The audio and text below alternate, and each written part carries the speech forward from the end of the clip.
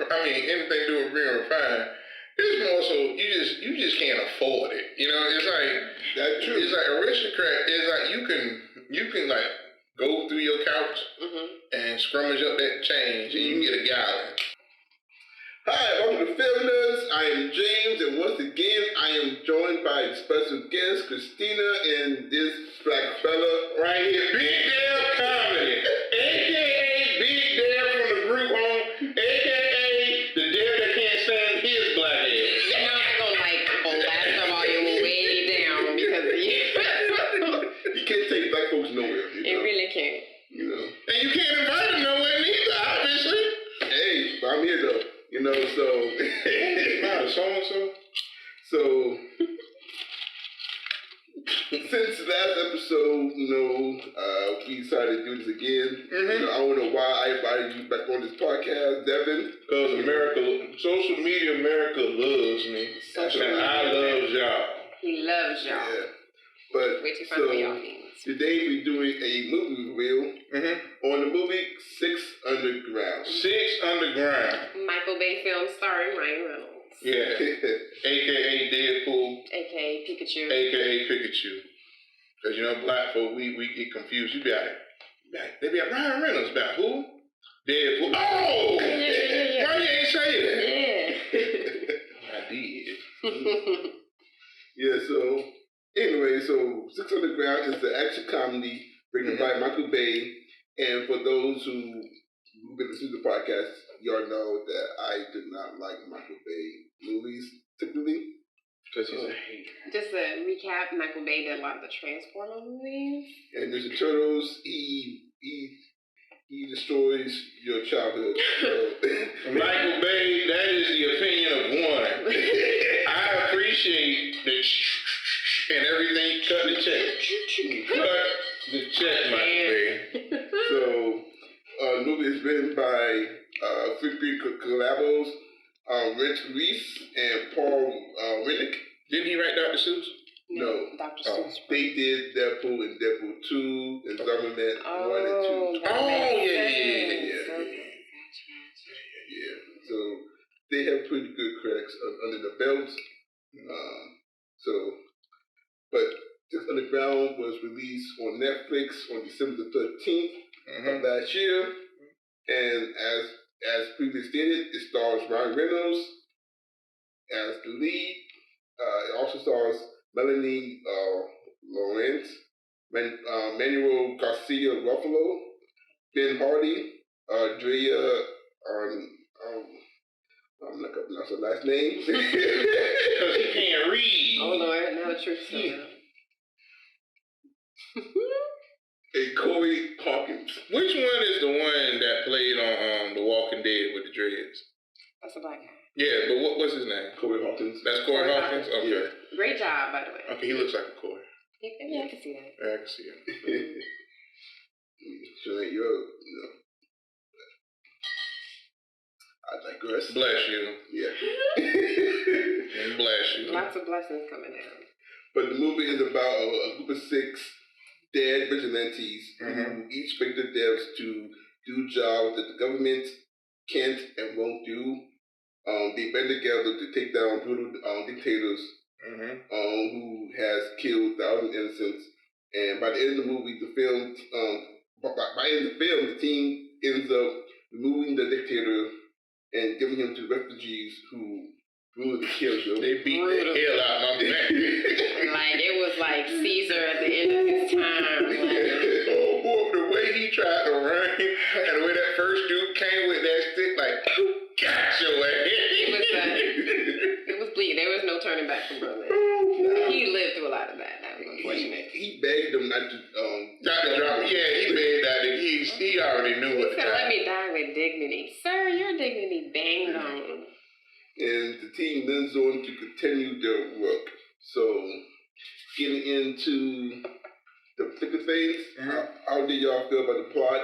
What stood out to y'all, and what did y'all like or dislike about it? Ladies. As I get my fireball. Salute. Bottoms up.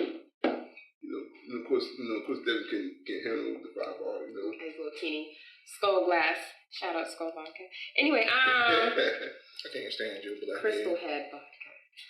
But I thought, like, the category is action film. They were not lying. I mean, from start of it to pretty much the end of it was all action. I had made the comparison earlier. It's kind of like showing up to your aerobics class and just immediately running until you're out of breath.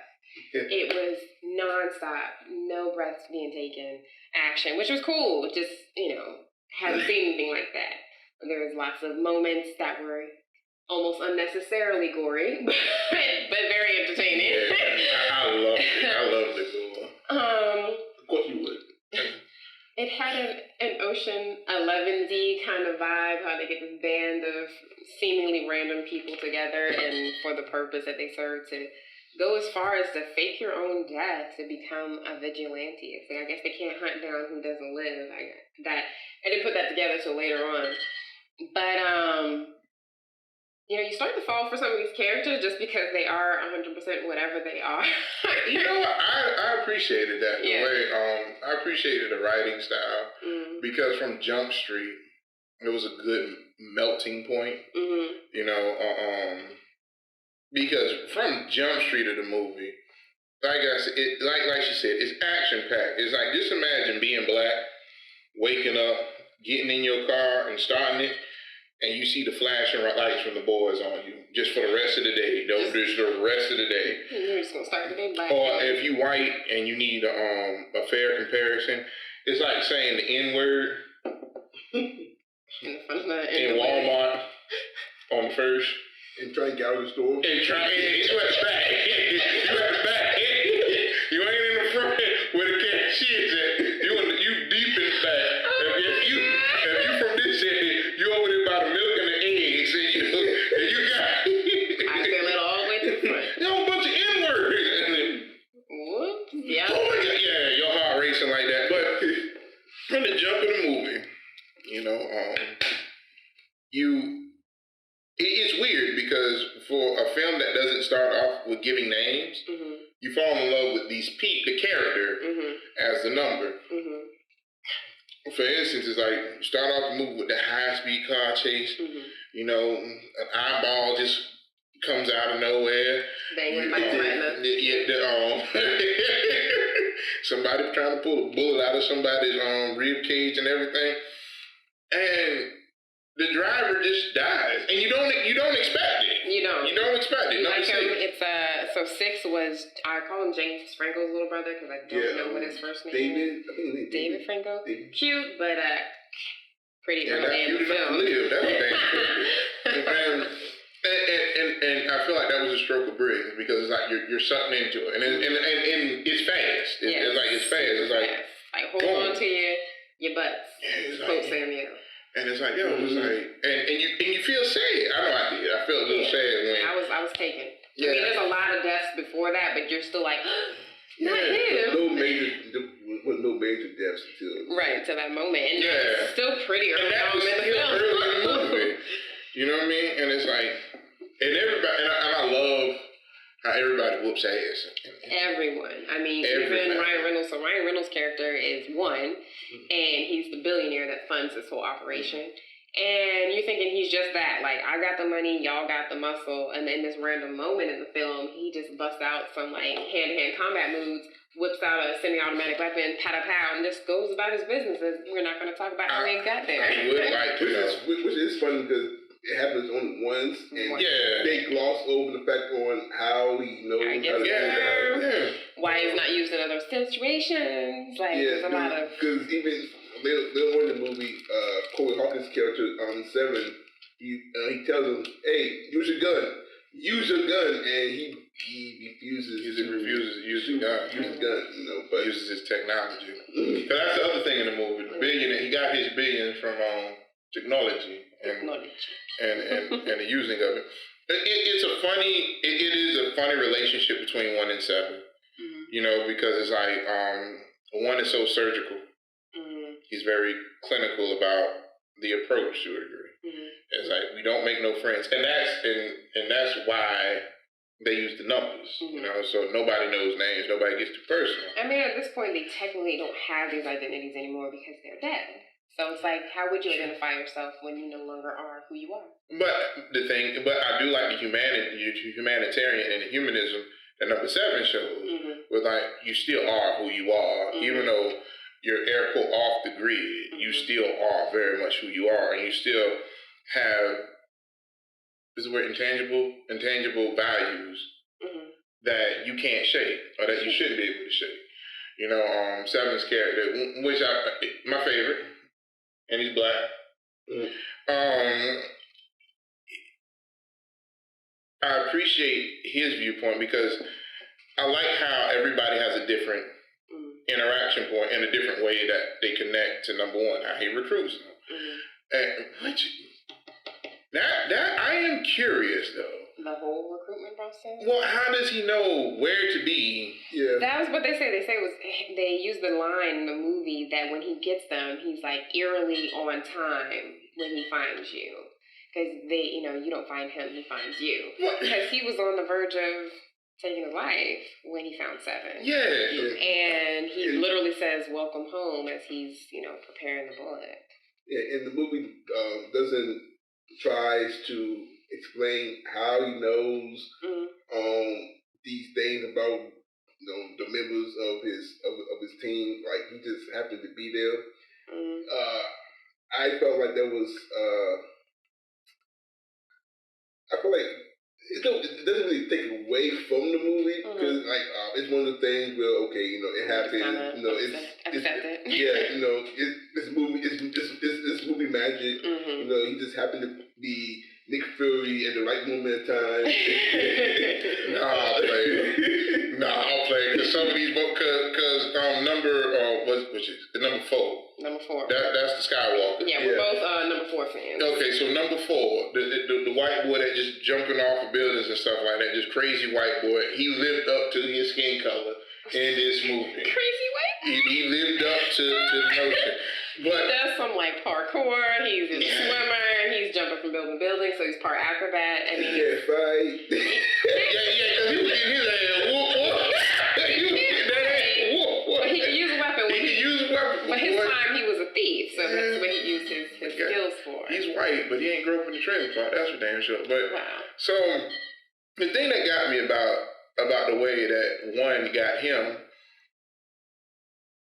was how were you there to strategically have a whole setup with the because the way they got number 4, the way 1 got number 4, he strapped him in a chair and it was Jimmy Rig, like if he moved too much, like Saw. It was very much a Saw shit. I thought the same thing. If he moved too much, it was gonna blow his brains out. And it's like, how did you have all this stuff prepared? Because number 4, he fell off of a building and fell through some roofs. Yeah, some roofs, and then he just lands to damn. And it's like it's like how.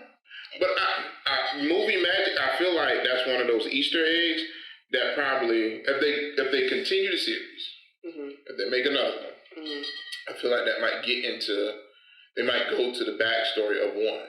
Oh, like how he went about. I mean, they do like a brief backstory on why he is what he is, but it's still very but not exactly why he is what he is, but how he knows them. Yeah, because when he recruited number 7, who was about to blow his brains out,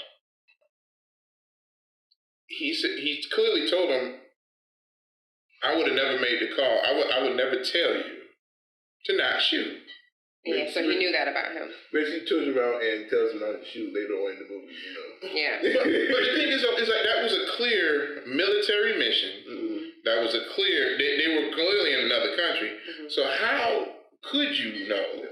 And that's the thing that I've had problems with. It's like there's a lot of things that, especially when you look at how he forms his team, they don't explain how he knows things that about he knows. As you said, about the whole details of him and his mission. Not shooting, being told not to shoot when he could have potentially saved his team. Yeah. That kind of stuff will be addressed to the public, So, they never said how he have this access to the information. I'll start being some rich guy. Yeah, I feel like that's the blanket. It's just like, he's rich, so of course he can, and that's it.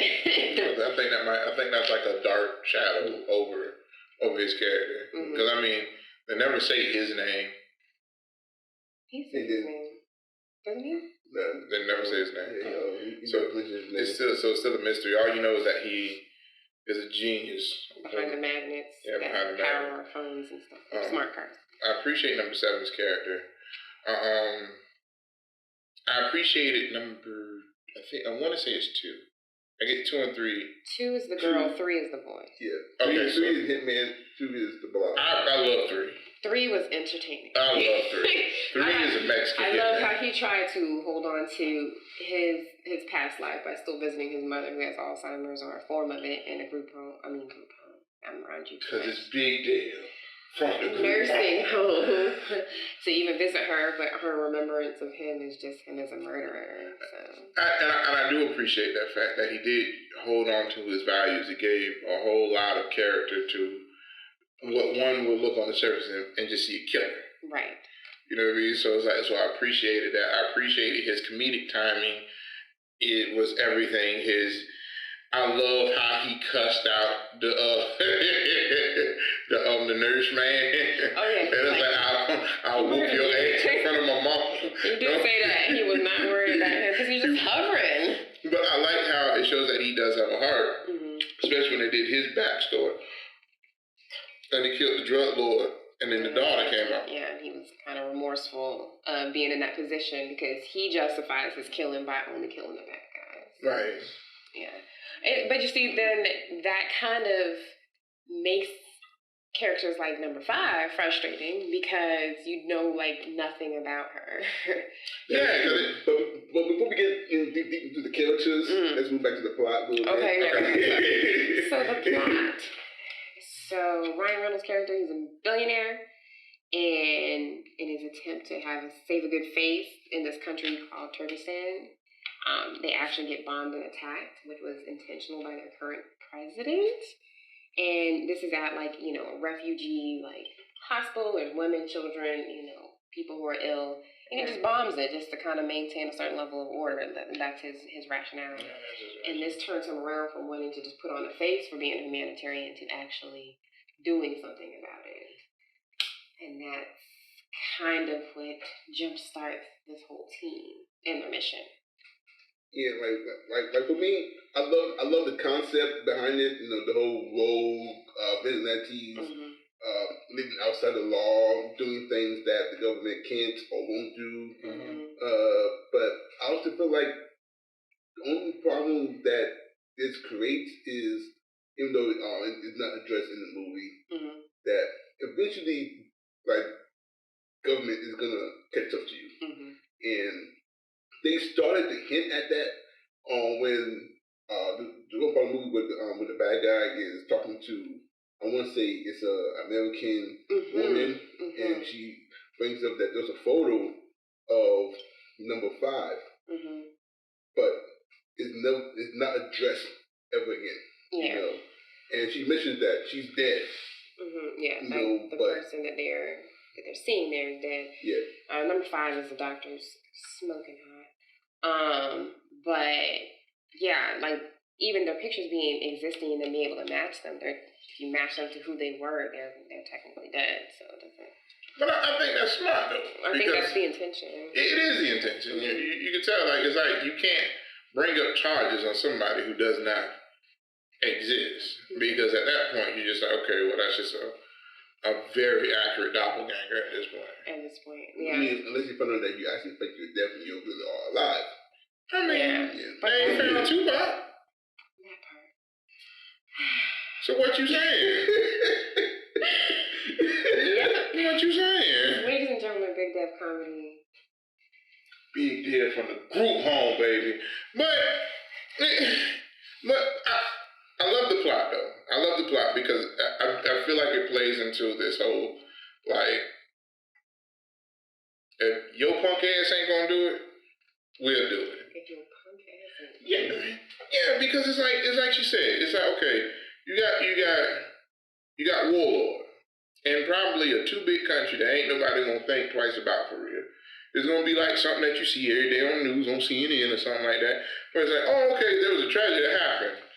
Down to the weather. It's like so this task group actually goes and corrects those wrong because everybody needs a hero, everybody needs saving. And it's like, and for me, it takes a deeper meaning because it's like you actually got somebody who cares about somebody who truly can't do nothing for themselves and can't pay them back. Right.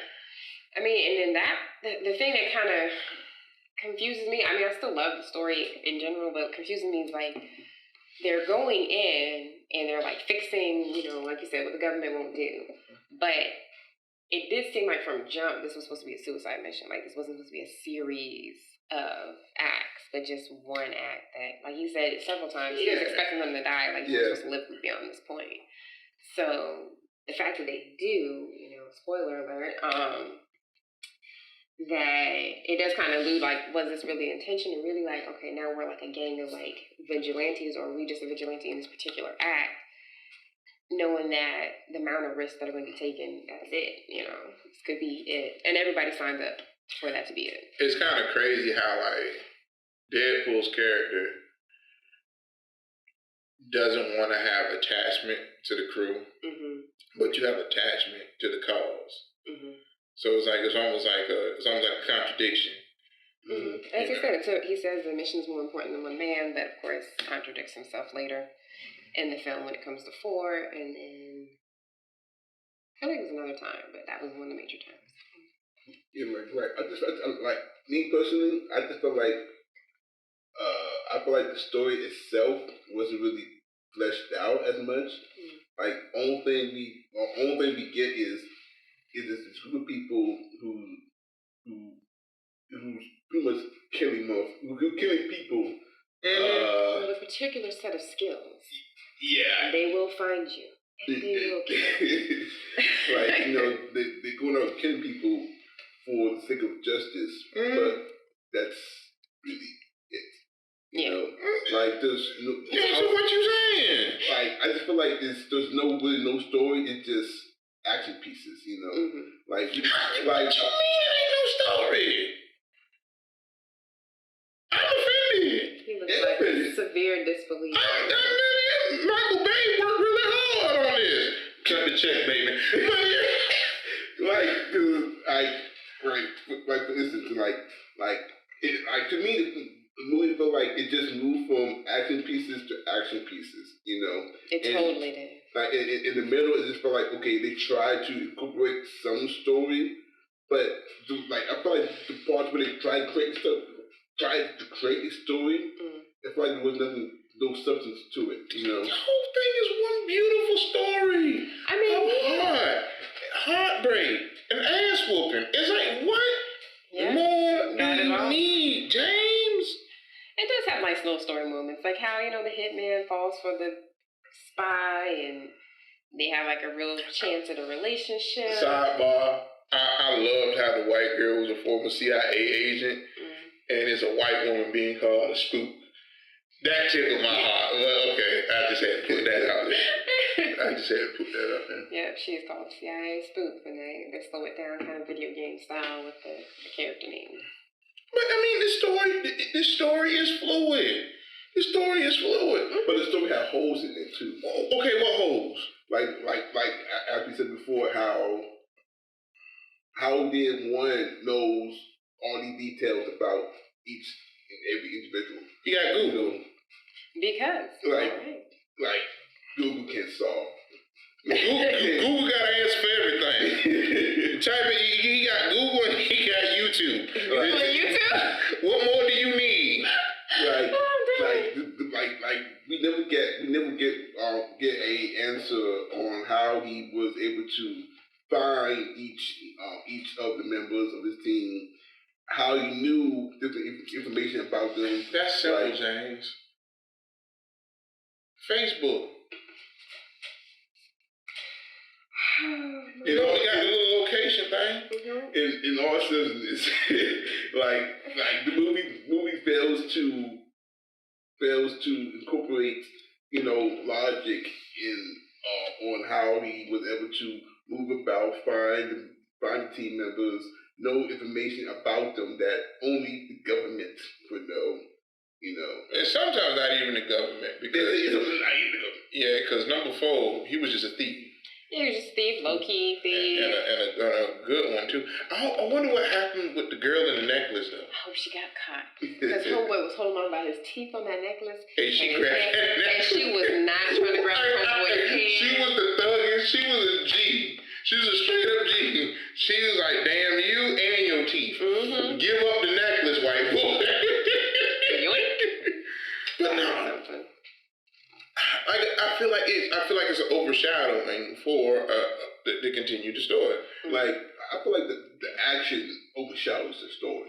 I feel like the action is intense and dope, and it definitely carries your attention that you kind of blanket over certain aspects of the story. But I feel like that's intentional too. It's like, let me draw you in, and then we'll deal with the story later. Because that's a characteristic of every single Michael Bay movie. He is, Michael Bay. You did an excellent job. Because Michael Bay doesn't focus on the character development, the story. It's all about action piece to action piece to action piece. But I mean, it's good shit. And I mean, he's good at what he do.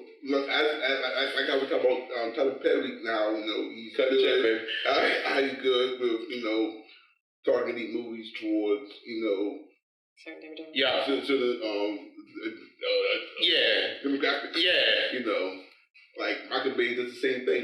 He's good at doing action, whatnot. So yeah, like if you're looking at this movie being dumbed down, yeah, I feel like this the plot flows with what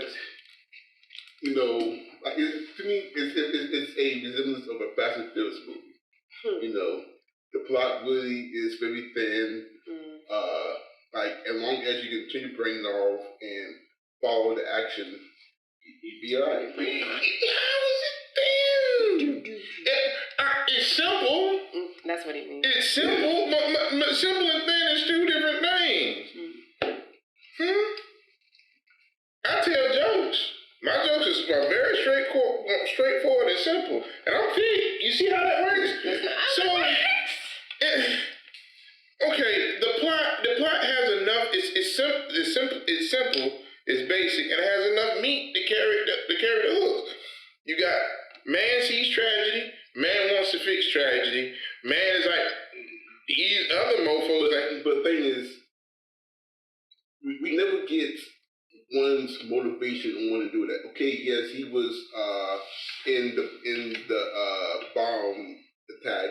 When so you seen it firsthand, but how does that get you from here to being a trained killer? Yeah. We never get that. Or with that 4-month gap. Remember, he was like, we're going to try to do this in 4 months. What that was. Why was Dia de Muerte when it was a non-Spanish country? Yeah. Why was that important day? Yeah.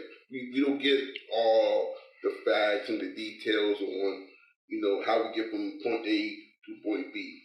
All that we get is, okay, we have these 6 group of people, group of 6 people who each had different skills, and the only target and the only purpose is to kill this one thing. Well, actually, they said it was 5 targets, but we only get that one dictator.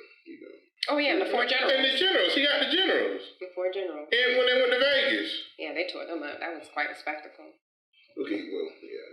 So that was it, because when he did the cups demonstration. Because I was thinking the 4 other targets was 4 different separate targets. Outside of the one general. Because the way he made it seem like number 1, the big target. Well, our first objective is this guy. He's our first objective. That's what I was thinking of. And he does allude to let's say the world, not necessarily just this country. Yeah. So like I said, it kind of like teeter-totters with is this like a suicide mission, or is this a world-saving series of missions? He said exactly what he set out to do. And you can't say it just moved too fast, James. It really did move fast. Okay. So you're trying to say it moved and they didn't see where they were going, right? And nobody sees where it was going, right? pretty much. Okay, have you ever drunk Aristocrat and got home? Yeah, here we go. Here we go, ladies and gentlemen. It has everything to do with it. It has everything to do. Sometimes it don't matter about what happened in between the A to the C. The B don't matter exactly. You got home, you're breathing, and you don't, and you ain't run over no mailboxes or nobody's dog or anything like that. That's all that matters, James. The mailbox or the dog? No people were harmed. That's all that matters. Well, damn, the people is going great. Not always. Now, sometimes you get to know, especially when you're trying to craft a good story, which Michael Bay does not do. That story was great, James. What story? The story about how a man that had billions of dollars had a heart, just like I hope Tyler Perry got a heart. Does he got a check from the last podcast? Does he have a heart? How does he not have a heart? I'm asking. Does he? He does, because he had it. He was like, you know what? I'm so moved by the killings of these people, and I'm gonna go on a manhunt, and I'm gonna find some people with specific set skills. See, my thing is this. How did he come up to that realization?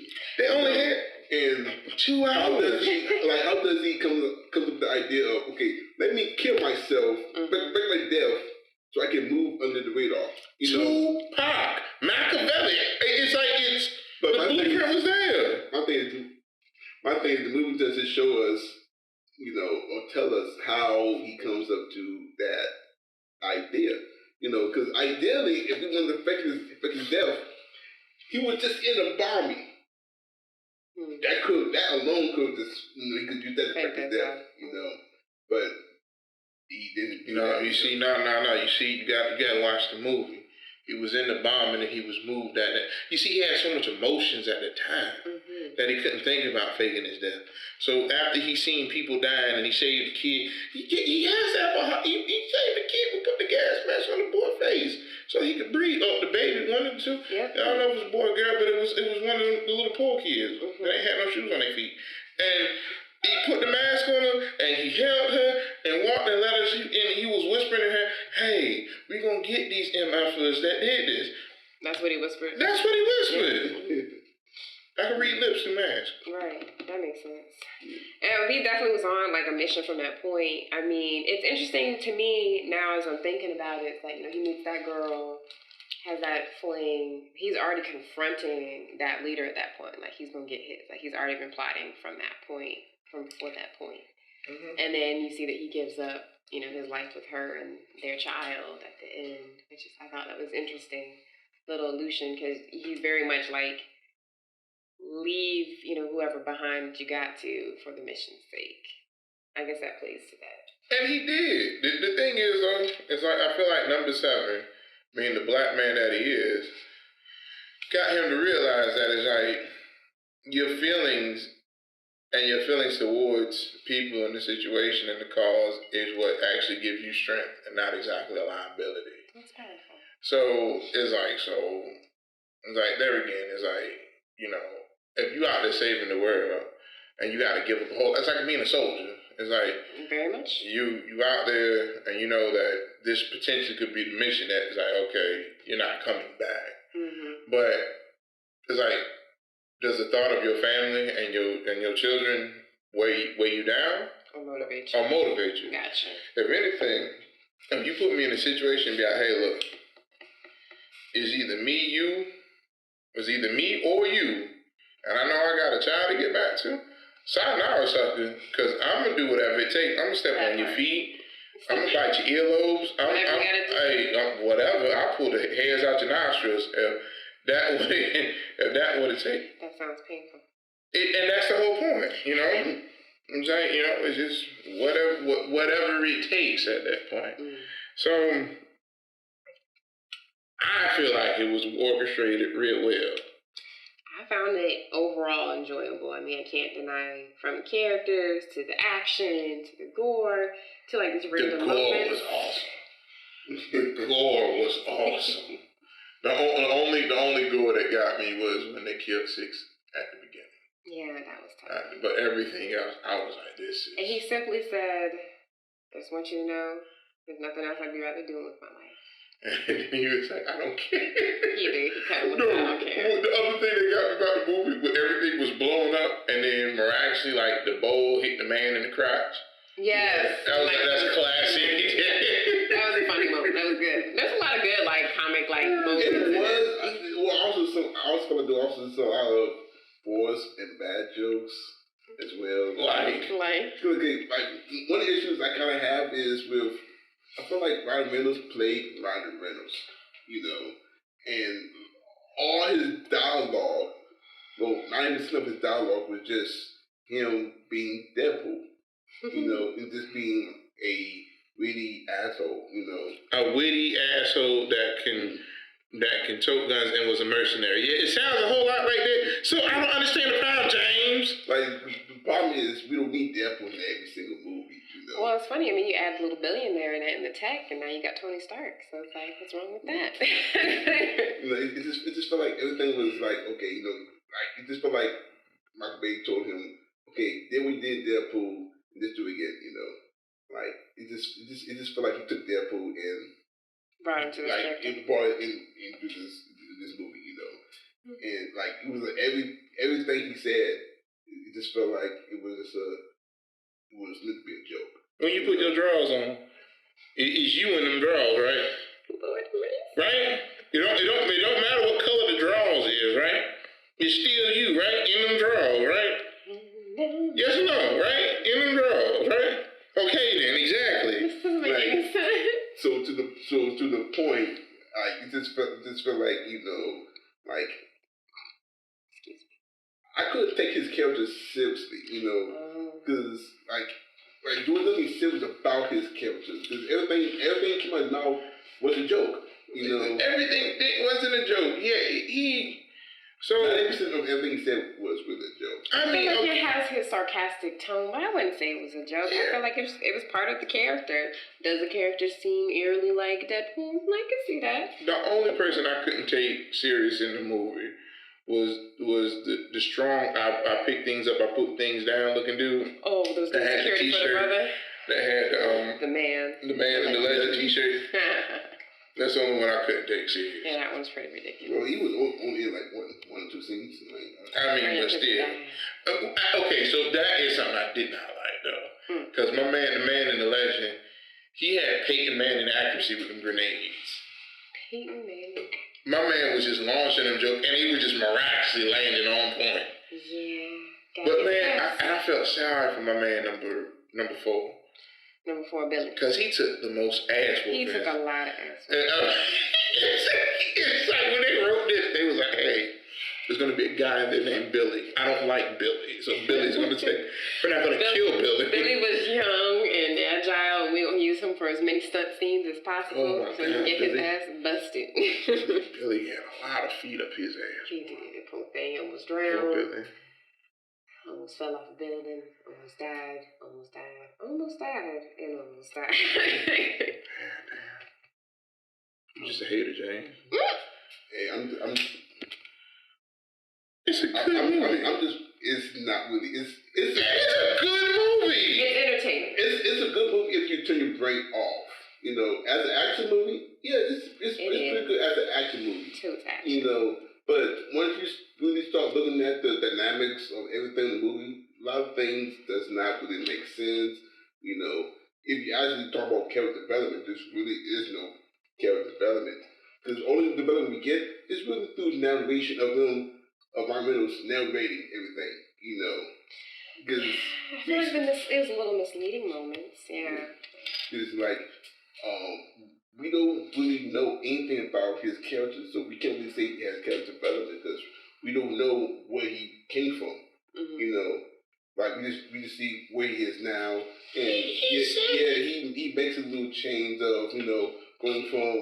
He made millions. He showed that. Well, billions. He showed he was a kid. He was a smart ass kid. That flicked somebody off. Won the science fair. I mean, what you need to know? You need to see birth certificate. That's not really what I'm probably trying to say. Like, there's nothing about his character that makes him an actual character. I think it's supposed to just follow that whole like nerd turned billionaire turned a-hole turned, I guess, heart of gold ish type of thing. I'm thinking, and especially the way that it ended, I think they're trying to allude to a continuance. Okay. They tried that, but even when at the end when he showed that he has a kid, I felt like that was forced because the whole time movie we don't get nothing about him having a life, I feel like that was intentional. I mean, you see like this woman in the plane in the beginning scene, which is, talking about the freedom of being dead and everything like that. But you also see that he has some kind of attachment, but you don't realize that that's his attachment.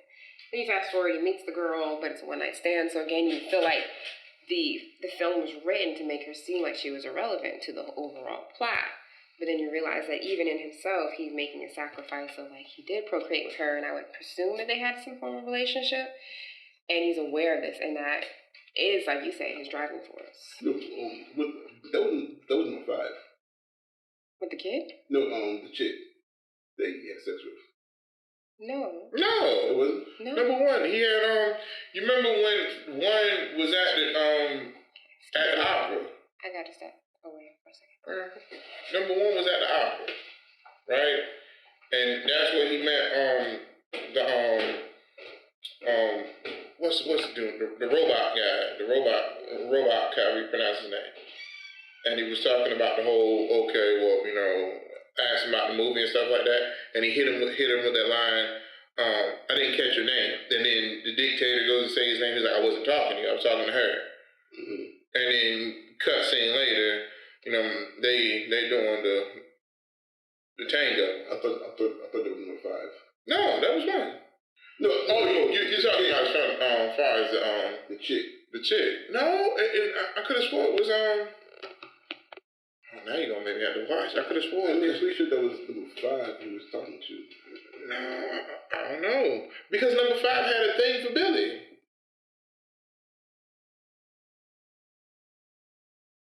Because they were rock climbing at the end of the joint. I thought that was like because she's a doctor and she tried to help him to rehabilitate his arm because he did broke his arm, Because like the whole movie, there was no connection between Billy and the doctor.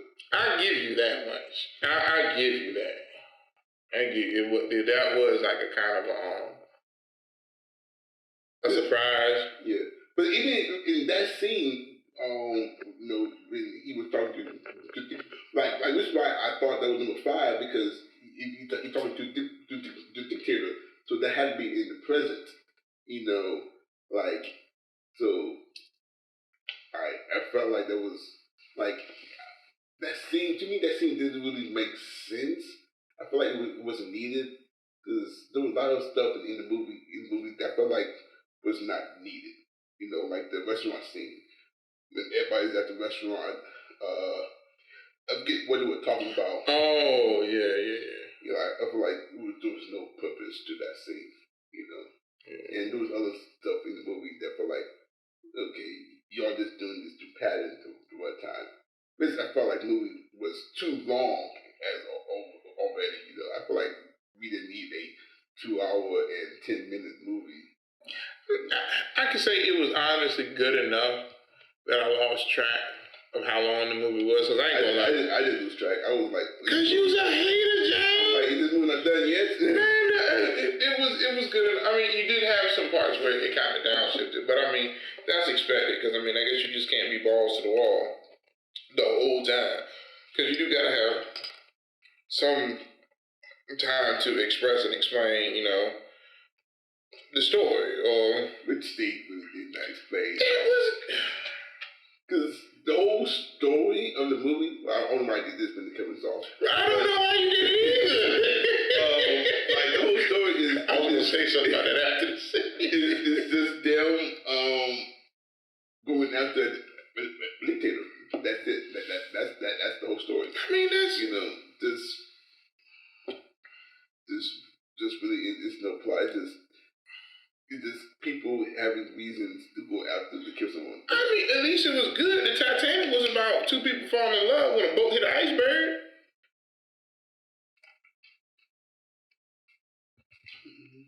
And that was critically acclaimed. I mean, white folks love them some romances. And just like people like me love a good action film.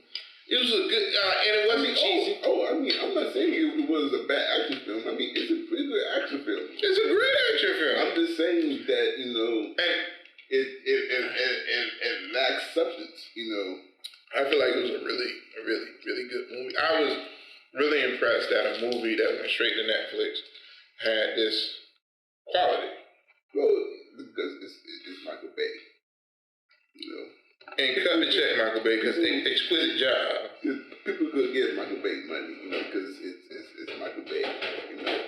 I mean, Michael Bay do know how to walk anywhere. Excuse you, sir. I mean, Michael Bay do know how to shoot action, you know. That's his forte, you know. I mean, he can't give you no character, no story, but he can shoot some action, you know. He can make it entertaining. I'm gonna say it's so compelling. You don't even like kind of care how thin the story may be. But it wasn't thin. It was simple. Simple. It was simple.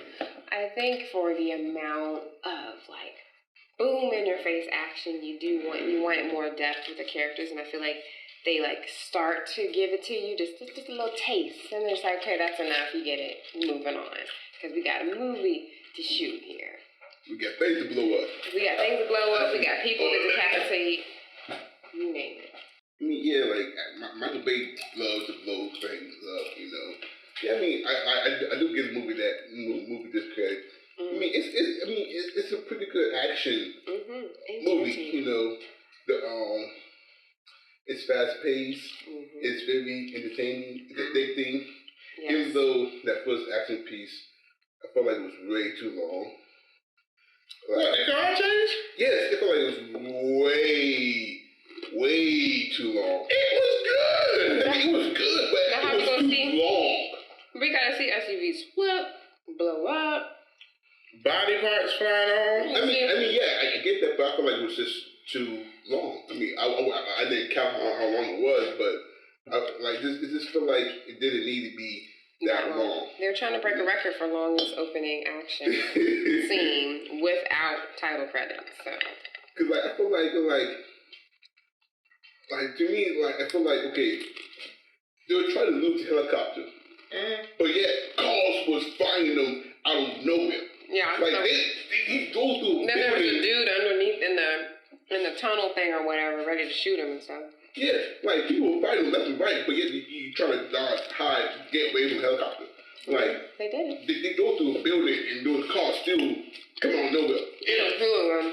You know, and full pursuit. Yeah, and that's one thing I kind of hate about Michael Bay's action movies. Like, even though they're entertaining, they're flashy, but at the same time, because there's many cuts, you really don't see what's really going on. You know, because one moment, you know, they're driving, one car flips over, they turn a corner, turn two corners, all of a sudden there's a car. Fully in pursuit. Yeah, fully in pursuit. Where you came from? How? Where you what? Like, really? What? Like, it was somebody was on the phone giving directions. Yeah. But yet you're trying to use a helicopter. And they go through one building, come out of a building, and they lose a helicopter. Okay. Really? But yet there's still cars following them.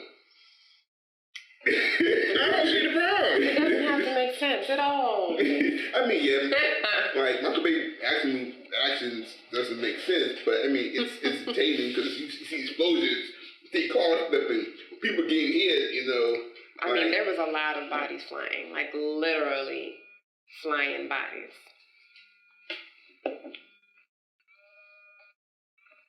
My bad. Alex, if you watch this podcast, he just swiped you away. I have no problem with that. All the business. If I was you.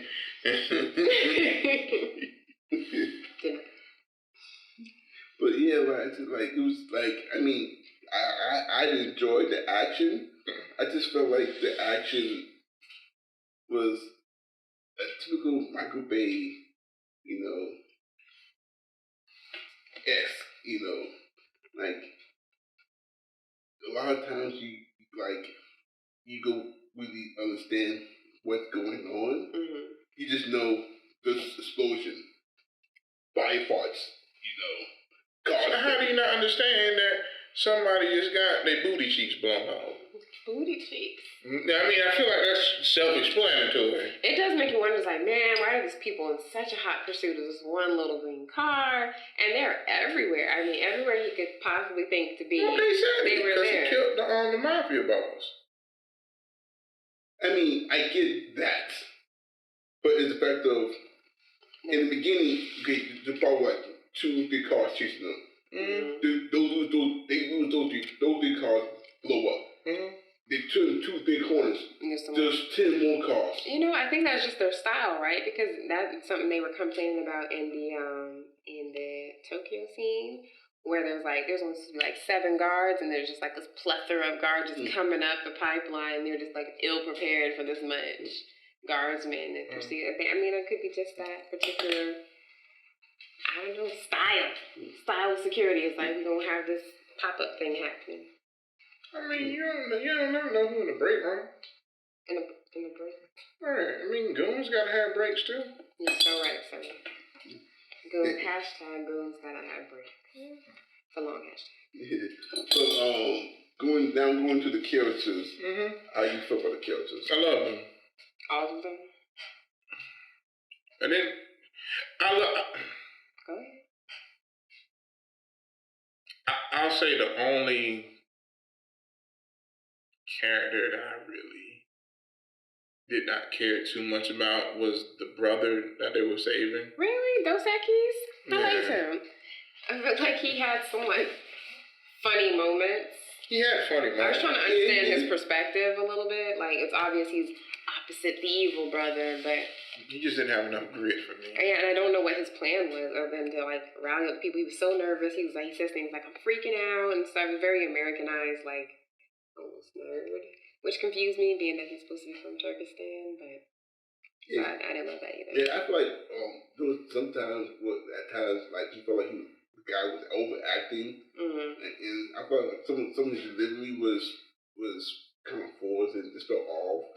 Like I get a couple of lines he said, but there was some lines it just felt out of place. Yeah, it was odd, especially when you're they're hanging so much on so the whole plot is to stage this coup. We get rid of the bad brother, put the good brother in power, restore this this country. And I'm thinking they're basing this off of all these principles and values that he puts out into the world. But then when you meet his character, he's just he's all calm and unbothered, with his warlord brother or whatever. But then he's freaking out when it comes to making this plot-changing speech for his people to kind of become the resistance and everything like that. It's a little weird. Which he turns on in second. Yeah. Like that part. That was a little You're alive. Oh. Now we're ready. cute, powerful speech. I love number 3, the hitman, because he was beating the hell out of my man Dos Equis. Yeah, so he was fucking up. So the characters are 1, billionaire, 2, spy. The spook. A female spy. 3 is hitman. former hitman. 4 is Billy, Skywalker. aka Skywalker, which is really just an awesome name. 5 is the doctor. 6 was the driver, and after his passing, we have 7, which is the former surgeon. Yeah.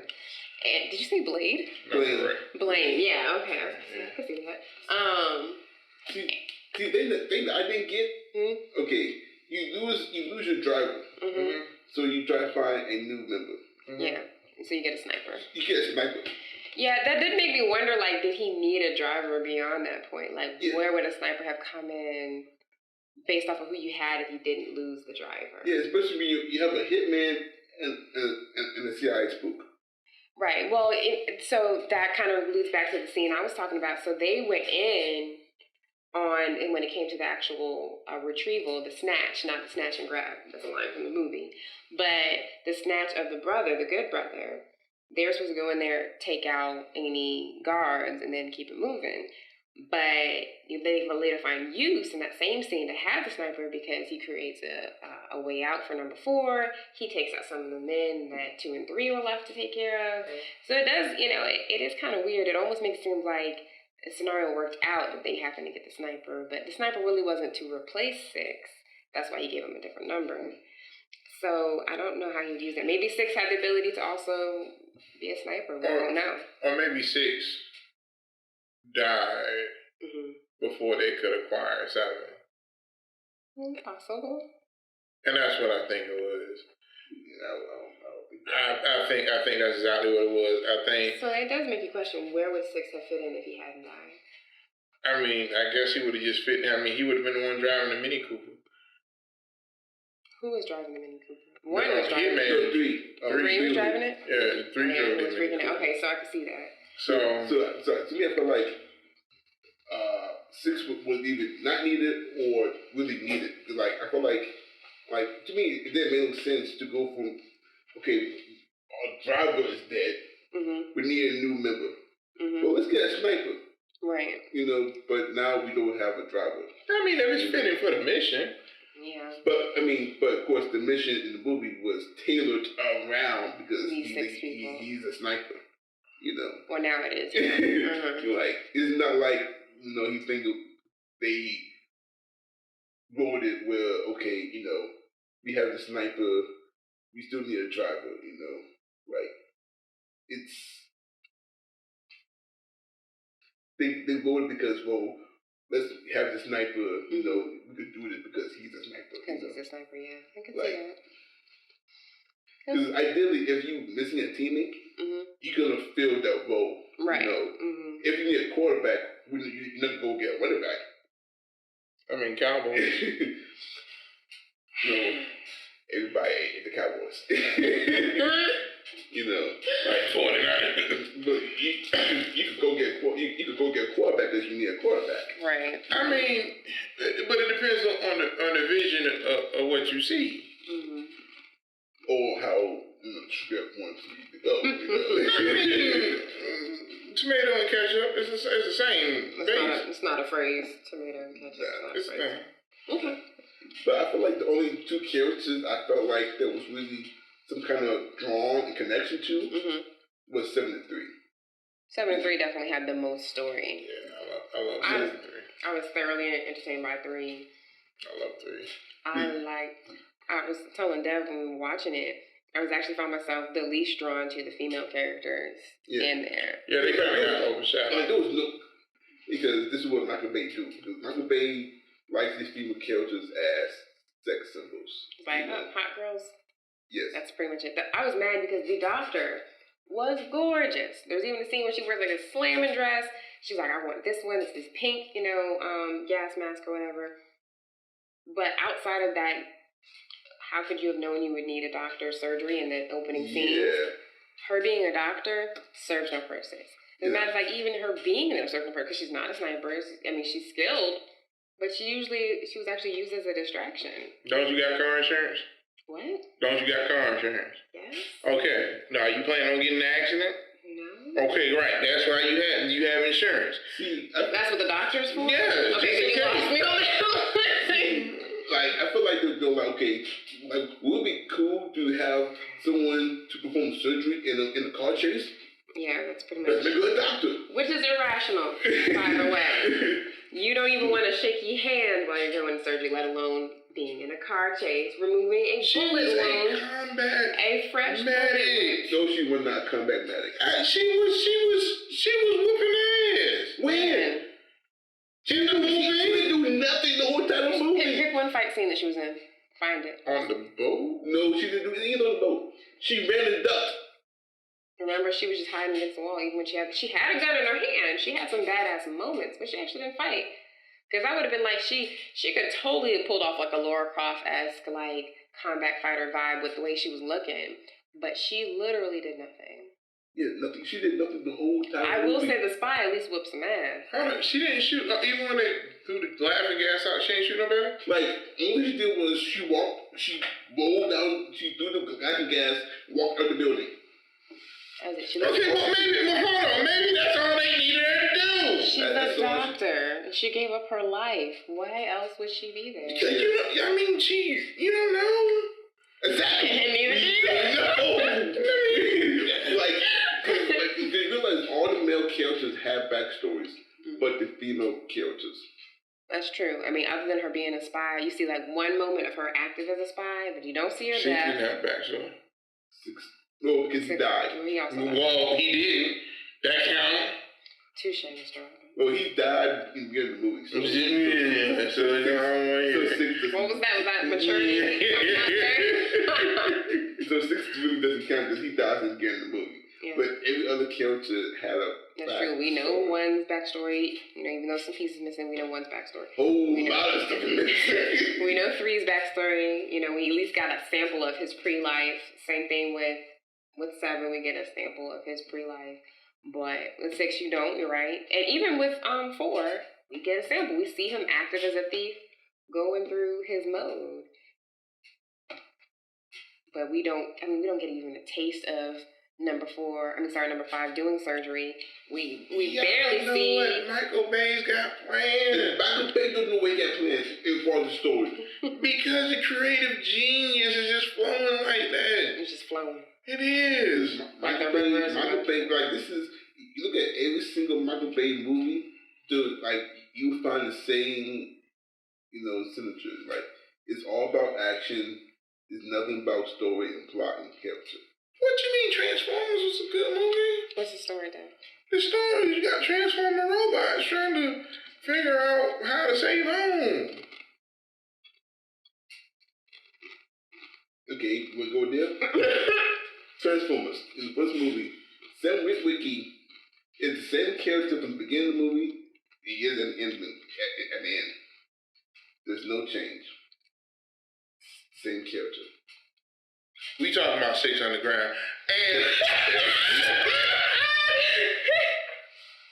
that's how you do it there. Swear. That's what we talking about.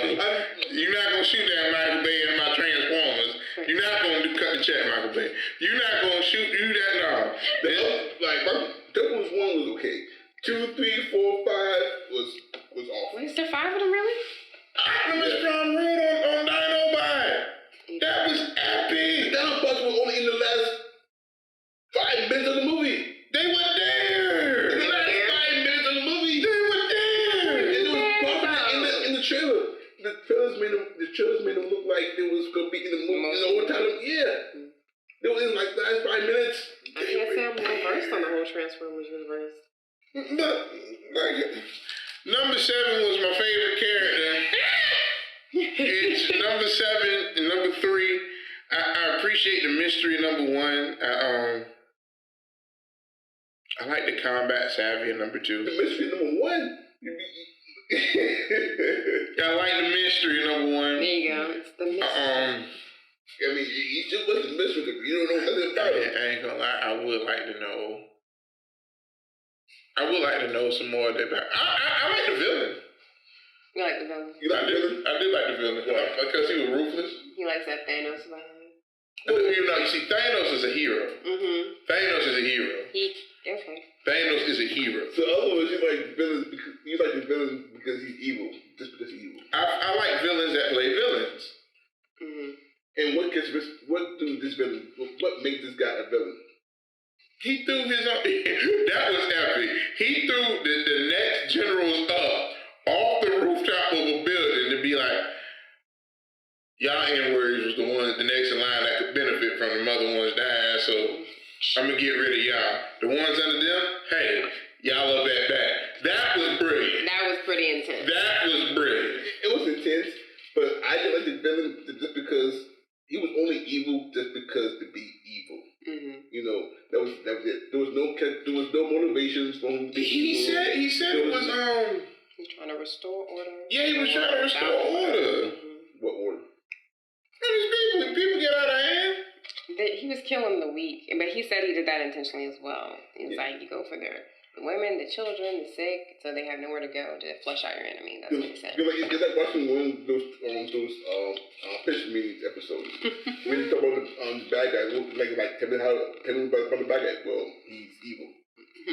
it. He was okay. So he was an evil dictator. He was an evil dictator, trying to make sure that he keep rule. And what's the best way to keep rule? You show people that you got. Oh, any of y'all can catch it. At that point, people weren't unruly. They were in refugee camps. But the thing is, though, is like if you're gonna be, think of any evil dictator, anybody who has any increment of being a dictator, anybody that is from foreign or domestic that has any signs of being a dictator, anybody that could be blonde hair or orange skin, anybody that has signs of being a dictator. Since we got names out there, so look at the Trump factor of it. What's the best way to take control? You pry on the weak, you kick the weak, you hurt the weak, and you make a common enemy out of the weak. You create the bully syndrome. Oh yeah, I mean that is true, but for the sake of this movie, it's like he only does it just to show how ruthless he is. Right, they set an example. Like there's no motivation. Like, okay, I'm gonna do this because I'm evil. Okay, and so if a 6'8", 450-pound man just walked in this room, right, and just slapped the hell out of you, right? Yeah, that guy getting shot. Let's say you don't have a gun. If he slaps the hell out of you, it's the pause. and you ain't got no firearm or nothing, he just slapped you, just come in, just, you know what I'm saying, get you one of them, what did the 5 fingers say to the face type jam. And he knocks the hell out of you. Do you think I'm going to get up? We cousins, but I don't even like your ass that damn much. Jeez. I'm pretty sure I can think of something from the 2nd or 3rd grade years that you done pissed me off about. I'm be like, look at this man, beast, and he just can't be good. He just can't. I'm not messing with steroids. So now I know if I need help, I'm not gonna count on you. You goddamn right. That's messed up. Save yourself. Michael Bay cut the check. But I don't even know what that had. But anyway, I like the villain. Like I said, the only one I really didn't care for was Dos Equis. Yeah, because there was some really like silly moments. Like he's in the back of the thing and he's yelling, "Hey, police! Police! I'm being kidnapped." It's like you're in a predominantly, I think it was Tokyo, and they're not speaking your language, but why are you yelling that out the back of the car?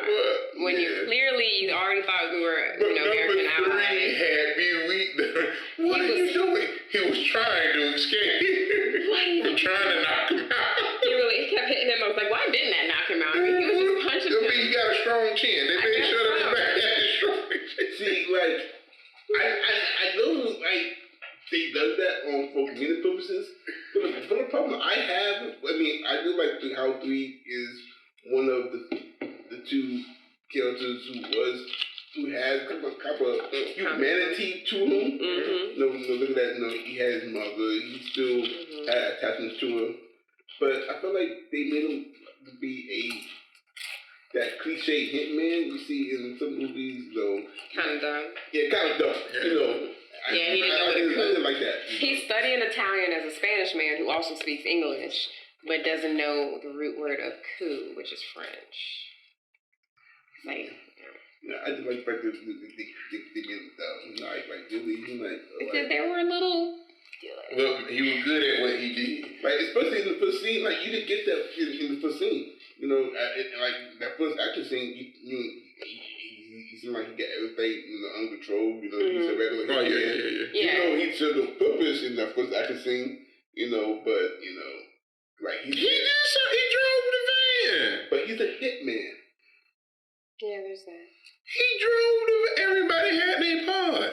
But he's a hitman. Somebody had to drive the other vehicle. But he's a hitman. Like, we didn't get to see him do what he do. Yeah, but you got to see him do it later. And he fell off the bridge. I guess he jumped off the bridge and landed. And then homegirl was drunk as hell. Where you came from?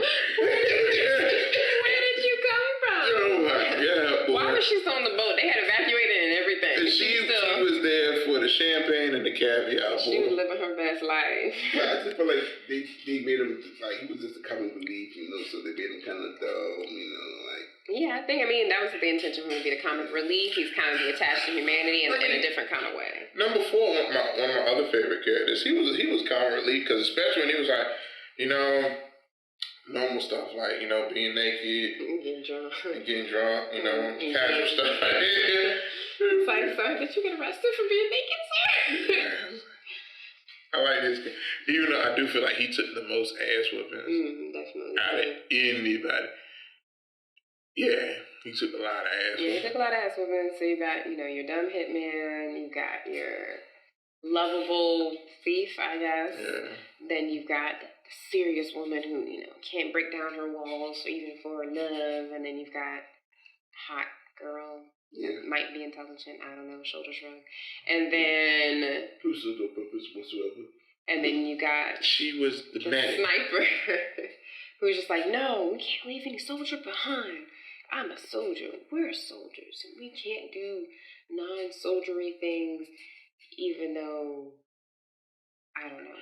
I appreciate they gave him a level of brilliance. So. I mean... Shooting a hole in the... That was smart. And yeah, so that number 4, shooting a hole in the pool. It was just a lot of It was water. a lot of fucking water. It was a lot of He water. never just like this. too much water. Yeah, I was about to say, damn, who let the faucet on? Oh my god. So for those who didn't hear that, they were just farted. OMG. But out and in.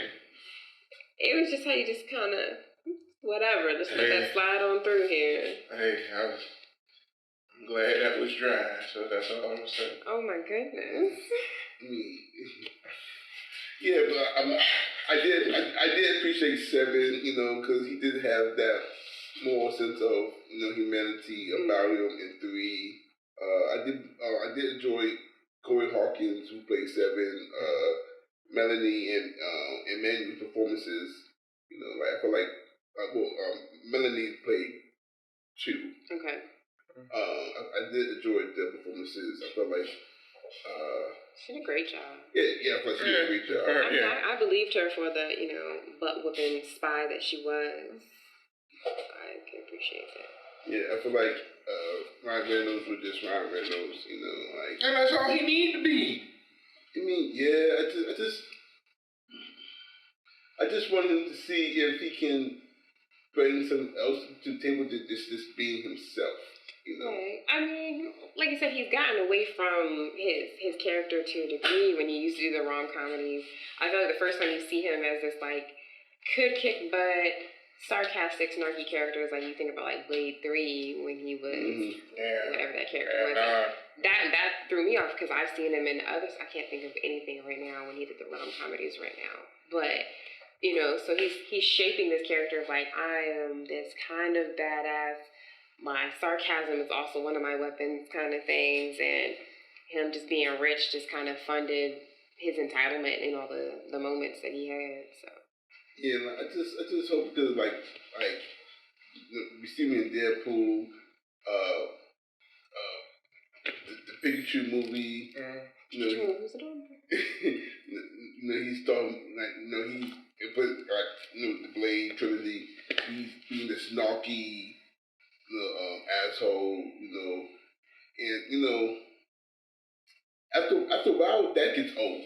You know, it's just what you can do every single movie. I don't know, because I feel like Robert Downey Jr. plays the same thing across the board, whether he's Tony Stark or any of the film. He did the film he did with, what's that movie with Jamie Foxx? I feel like he was the same dude.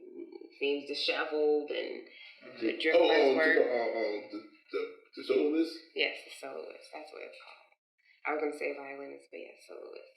I mean, sometimes you just are who you are. I mean, you've been a jackass all your life. Yep, that happened. Only towards you. You see? And it works, don't it? Does it? And the saga continues. I mean, yeah, like we used to see actors do the same thing over and over and over again. Now they are that character in every film. I mean, but then you look at like some people.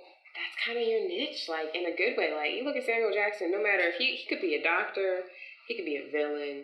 He could be a dad. He could be a brother. He's still gonna be him. He's still gonna. I think he gets paid per motherfucker. I really do. Like I feel like there's like a bonus for every time he says it. But he's still kind of playing that character that is him. I wouldn't even say it's a character. It's just like who he is. He brings that to each plot. And I can dig that, but I also think it's one of those things where it's like you can't fault the actor for fitting into a role that was designed for somebody like them. Like, I can't see nobody else playing Iron Man other than Robert Downey. Because everything about Tony Stark's that we've grown to understand is symbolic of who Robert Downey Jr. is. So it's like, if there's a script and there's a role that goes with that script, and this actor or actress fits the mold, it's like I don't feel like that's like a stunting of their growth. I just feel like it's just that's who they are. Well, even though to me, it just feels like I don't feel like they wrote this role like, oh, Ryan Reynolds would be good for this role. It felt like they had this character and they told him, well, just do what you do. Just do what you do. Like, which they may have. But it works. It works. I mean, it didn't make it any less entertaining. I don't feel like it took away from the plot. I didn't take away from the story, however you perceive it to be. So I feel like it worked for that character. It just happens to be a familiar character for him, but it still works. Yeah, I just want to see him do the same thing he does in every single movie. To me, that gets tired. So I don't want to see you be a wisecracking, asshole. But yeah, you're supposed to be a brilliant billionaire. The two really doesn't. Everybody can be Tony Stark. It was today. It works. My whole purpose on this show is just to disagree with you and give you a hard time. I realize. So that's my whole thing. Even though you're supposed to be giving your true, honest opinion. I am giving my true, honest opinion, as long as it goes against you. But what I can agree with is when you talk about characters, I will say that you do want to see a range, and that experimental phase of being able to be like, okay, hey, I know I'm Ryan Reynolds, and let Ryan Reynolds, let me find a script, let me find a role that I know makes me uncomfortable, as it doesn't fit my forte, it doesn't fit my usual, and so then that way we can get that growth, or even that rawness of like that. Like, man, what am I doing with my hands right now? You know what I mean?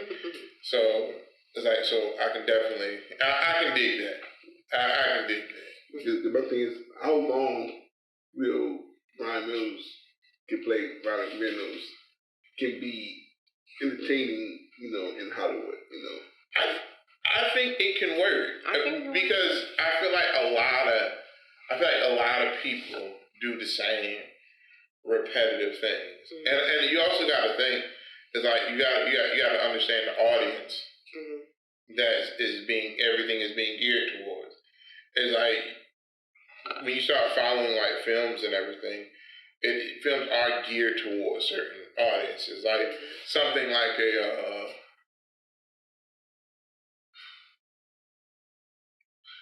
Sharknado wouldn't have survived in the era of Gone with the Wind. Because it's just geared towards a different kind of people. You know what I'm saying? I feel like the kind of people that we are, I feel like the mindset of the consumer right now is going to be this way for at least another century. Yeah, I feel like what the other thing is like people have come to kind of expect this character from Ryan Reynolds. So I think there's probably more people in favor of him staying this way than him not. Yeah, or bringing up a more not seen, fresher character. And Hollywood is copycat right now. It to me is like it's very much copycat, and it's very much follow the leader. It's like, if this works, let's take it. We're gonna ride it till the wheels fall off, and when those wheels falls off, go ahead and pump them tires back up and slide them jokers right back up there. And we'll keep rolling. But the thing is, like, he's only popular right now because of Deadpool. You look at before Deadpool, right? R.I.P.D. That didn't do so well. R.I.P.D. Exactly. Oh, yes. Remember when he was like dead, or he policed the dead, or something like that? R.I.P.D. Yeah. Or like Green Lantern, haunts him, but you see, I feel like people liked his character in Blade. It was such a long gap between that character and say Deadpool. Then maybe people didn't make the link because he's kind of doing the same character when he was there. He was a little asshole. There's a lot of snarky remarks. He, the fear of death was kind of on the fence because he'd already been bitten at that point. But I think that again, though, I feel like it goes to the whole thing. It's like everybody can't be like a Denzel who can have like such a broad range. Denzel can do something that's heartwarming, he can give you something that's action, he can give you something that's like historically emotional, like that telling emotion strength. Like Will Smith, who can do something from a comedy, to do something from what was the movie? 7 pounds, 8 pounds. It was some kind of 7 pounds. Something that deep, or even The Pursuit of Happiness. It's like some people don't have that range, and that's fine because there's a place in Hollywood for you. We've seen it, and there's an audience because there's a lot of snarky jackasses that Ryan Reynolds is their Jesus. I mean, I guess I don't really have a problem with that, but when you play the lead, you can't expect more of your lead just be that snarky guy. Now it was like a supporting character, like he does in Trinity, like Blade Trinity. Yeah, I get that. It was fine, but you really want because now it seems like that snarkiness overtakes your character, and it overlaps what that character is supposed to be, and now he's just a guy who just makes snarky remarks, Deadpool, it works because it's Deadpool. It's for the sun. Like that whole Deadpool is really in the comics, Right. But ideally, as your lead, you really can't have that. Like, I can't have that. But ideally, it's, I guess it becomes problematic when all that you need is just this snarky, asshole, I think it works. I mean, I guess if I saw it in a context where it didn't work, I could question, like, maybe he should kind of work on his range. But even still, it's like, I know he's done, like, the romantic comedies where he has a little bit of that snarkiness, but he's not quite as much as an asshole, and it works. He can kind of be the soft-hearted guy. He can be like, I don't know if he did the movie Friend Zone or something along those lines, but he does that well. So it's just, I think he's balanced it. He's milking it, and whether it is because of the success of Deadpool or Deadpool's successful because he does his character, I feel like that's the kind of question on the board with that. I think he brings range to the asshole because you can feel emotion. You can, of course, get the comedy. I don't think he's in as much of a box as like somebody like The Rock. I mean, I think he is in the box because look at his last two roles; he's kind of all been the same roles. I thought you were gonna say like Vin Diesel. Vin Diesel can't. I mean, Vin Diesel can act. Hold on. Don't you talk about Dom Toretto? Dom? Or what was his character in Pitch Black? That's what I know him. Oh yeah, don't you talk about Riddick? Don't you talk about goddamn Riddick? He can act. And that's great. That's good enough. He was a tooth fairy. I wanted to know. He was the babysitter. The babysitter, yeah. That was good. He showed range. You haven't been my case. No, I'm tearing it down. Brick by brick. I will say Groot was his range. Groot was awesome. I am Groot. And he did Baby Groot too. Baby Groot. I didn't know he did Baby Groot. Yeah, he did both. When I heard that, I was like, so they messed with his voice to make him sound like a baby. Still only had the one phrase and got paid buku dollars. Probably did the whole set in his PJs. Meanwhile, sis Zoe's out here working her butt off and all her CGI stuff, poop things. Such a time as this. But like I said, he had to play the same characters in the Asheville movies. I have to evaluate that. I mean, I guess because I like it, it's hard for me to be like, oh man, that is true. It's more like, I mean, hey, it's true. Because number one is Deadpool. Pikachu is Deadpool. I feel like he wasn't. Pikachu wasn't Deadpool. You mean tell me Pikachu wasn't a snarky asshole? Did he cuss? Not because he was the Pikachu. Okay, then, so it wasn't Deadpool then. He has like a cute moment, Lauren. She was like, oh my God, you're adorable. He's like, you're adorable. They can't hear me. Which is pretty much Deadpool. But I thought it was funny. It is funny, but I don't want to spoil that one. It's still the same snarky, like vibe of Deadpool. It's just a PG-13 version. Because it's sold to kids, so of course he can't cuss.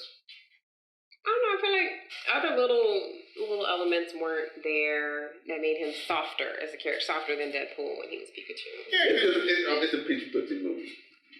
So, not really that he had range, but he was just censored.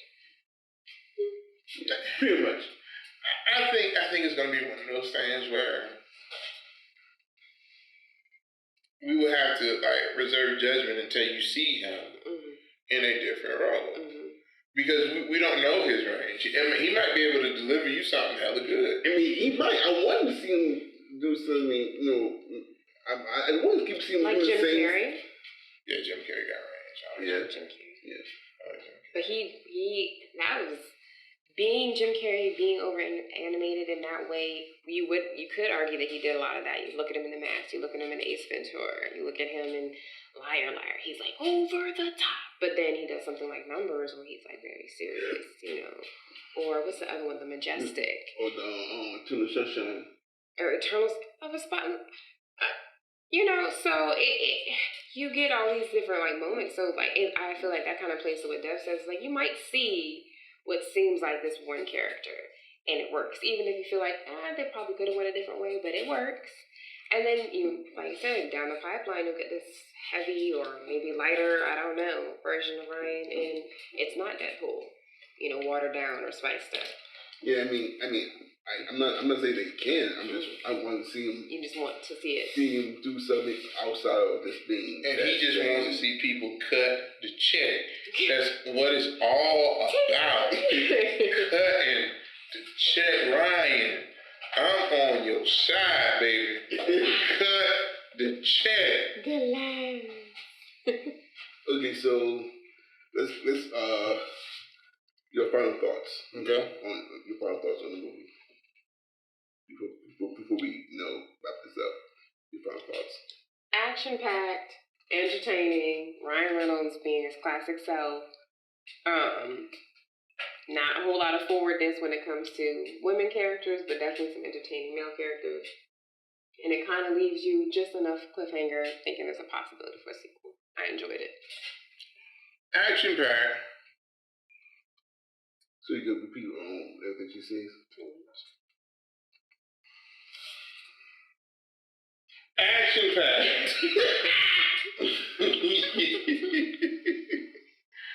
Fast paced. I'll say it's magnetic. To a degree, especially when it comes to some of the characters. There's a couple of characters that you'll fall in love with.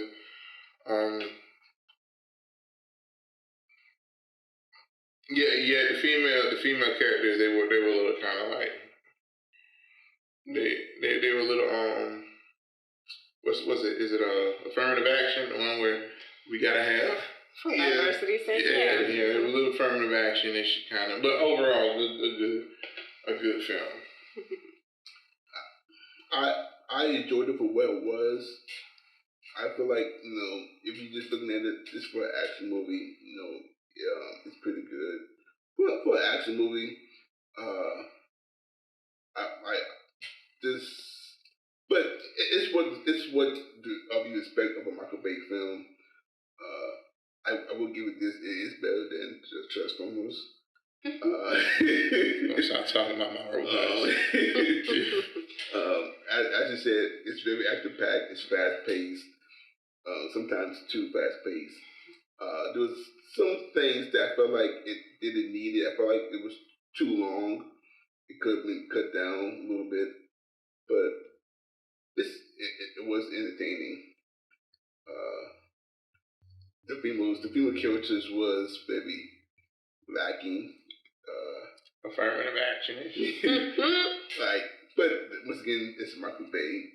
He tends to be a bit sexist when it comes to his female characters and actors. Michael Bay, that's all him, baby. Cut the check. But I feel like it's a pretty good action movie. What it was, it could have been a lot more story driven, but like I said, it's a Michael Bay film. Well, I would say I recommend it. Go ahead and watch it if you're an action film fan. If you're squeamish, maybe not, because there's definitely some Final Destination type gags going on in a lot of these action scenes, but overall, really good. Yeah, really good. I'd recommend it. So what we do on Film Notes, we tend to give a rating on the movie from a scale of 1 to 15. How much will you go pay to see this movie based on how you feel like how good the movie is? That's not fair. Why is it not fair? Why is it not fair? Because if you got Netflix, and then how much? And if you got a Fire Stick, it's like on a scale of 1 to 15, how much would you, Devin, based on how you like the movie, would go and pay to see this movie?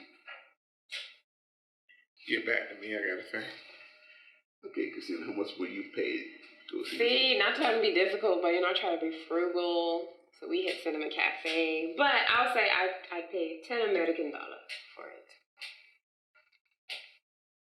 Because I like a good action film. Like, I don't actually like going to the movie theaters unless it's full of action, because I want the whole experience with the loud stereo and big screen for visuals. I like that.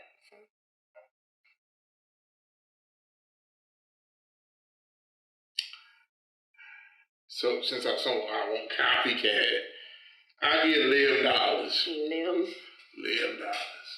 Because it's good. It's good. It's in your face. It's action packed.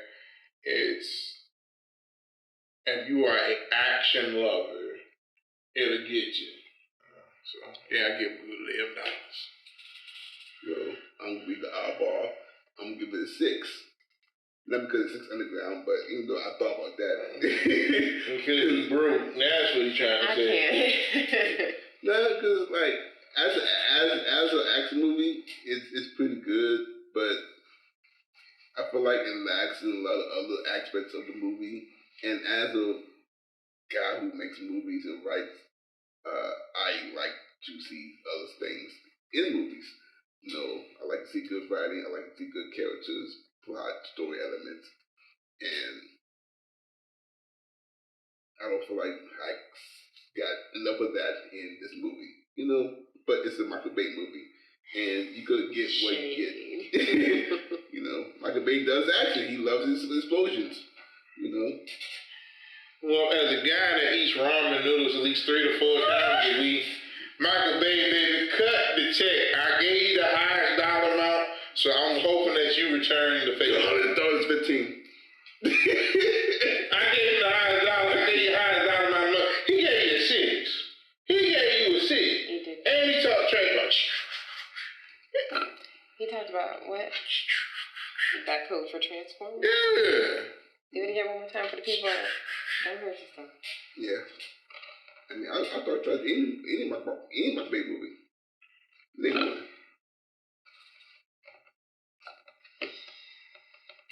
You ain't gonna talk about my damn Transformers. That's my childhood right there.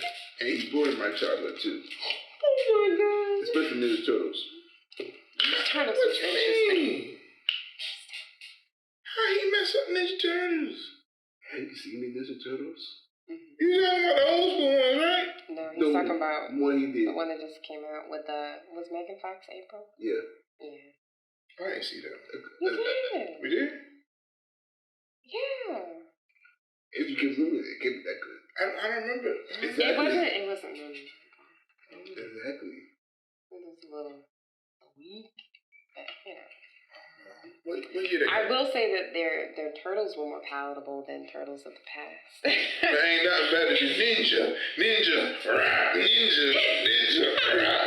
Because he was making aliens and not turtles.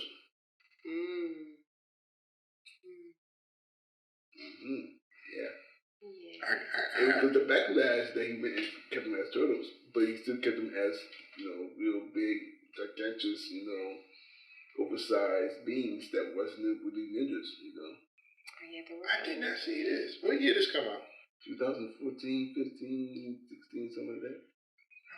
I feel like it was two of them. I know I went to the theaters. There was two of them? Yeah, it was two of them. I feel like I went to the theaters. I know I went to the theater to see it for sure. I can see myself at the bar at Sunny Cafe watching it. At the bar? Mm-hmm. Yeah. That means we probably had a kid. Because they like to sit at the bar. But anywho. Yep.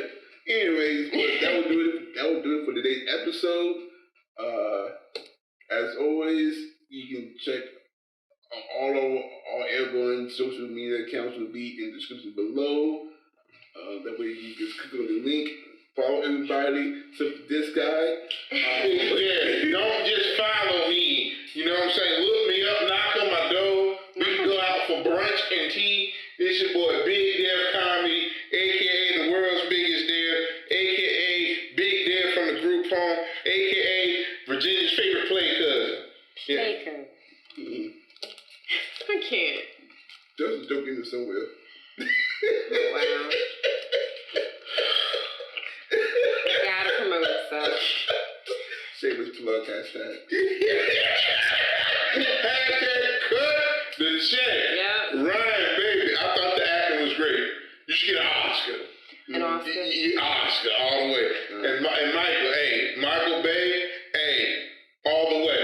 So look, right, just cut the check, but it's easy to find. You can find me on Facebook, Big Dev Comedy, Instagram, Big Dev on Comedy, or you look me up by the government, Devin Roberts, Nicodemus. Some call me Bartholomew.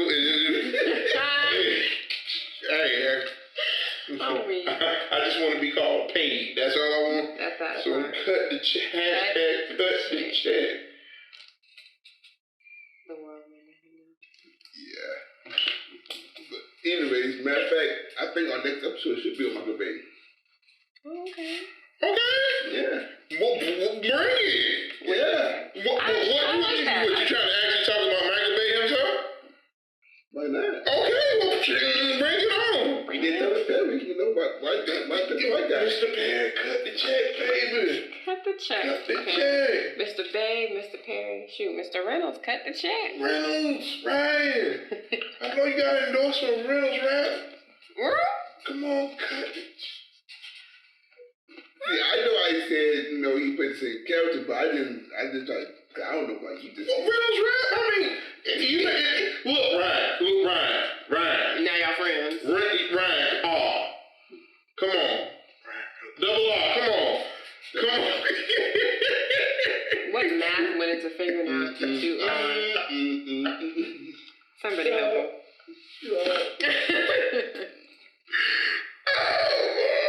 Anyways, I don't know. I lost all train of thought. But I'm James. This has been Christina and Devin. You see you next episode. It's over.